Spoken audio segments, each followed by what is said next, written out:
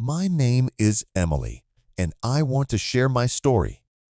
I had a wonderful life, a loving husband, 2 children, and a cozy home. Jack and I were together for almost 10 years, but the routine of taking care of the kids and work started to take its toll. I realized that the passion between us had faded. Jack was busy working, and I was constantly busy with the kids and household chores. We loved each other, but it felt like we were just doing the daily chores. One day at work, I met Ryan, the new manager. His humor and charm immediately attracted me. We started chatting, and soon we were having private conversations. In his company, I felt young and energetic again. We had many common interests that I hadn't talked about with Jack in a long time. I was finding excuses to go out with Ryan, even though I knew it was wrong. The excitement made me feel alive. Ryan had become an important part of my life, and I couldn't resist. I was torn between my responsibilities around the house and wanting something more. Once, after spending the night with Ryan, I lied to Jack and told him I was at a friend's house.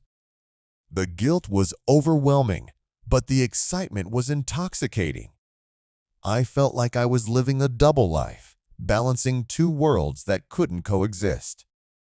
At home, Jack was with the kids, calm and happy. I felt my heart clench with guilt every time I looked at his smile. Jack was a good man, and he didn't deserve this.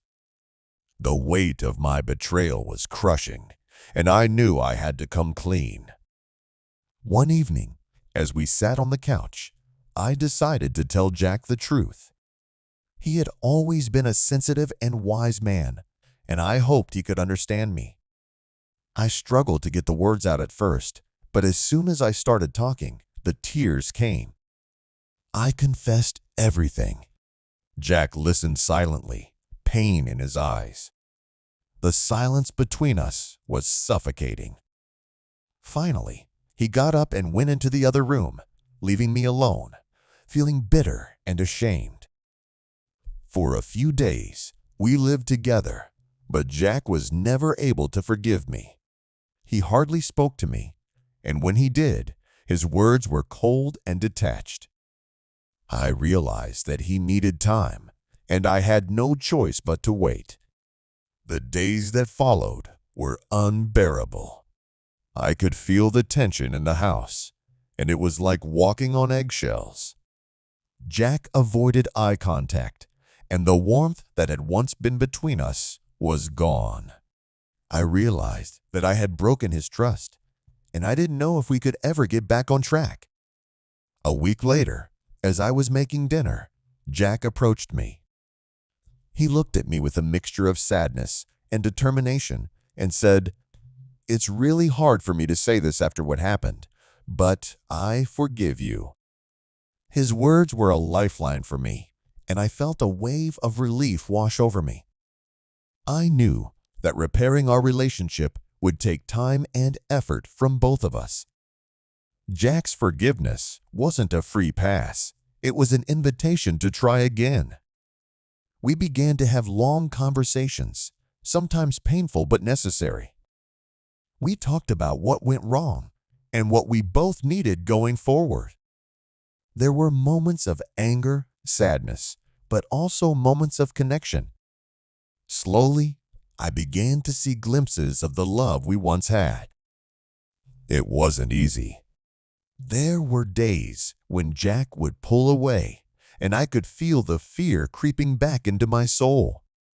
We started spending more time together as a family, trying to create new memories. I knew trust wouldn't be rebuilt overnight, but each small step felt like progress. Ryan was no longer a part of my life. I severed all ties with him, realizing that I couldn't rebuild my marriage by holding on to the past. As the months passed, gradually the atmosphere in our home began to change. Little by little, laughter returned. Jack and I began to find joy in each other's company again. We faced things that could have broken us, but instead we chose to fight for each other. It wasn't perfect, but it was real. And that was enough.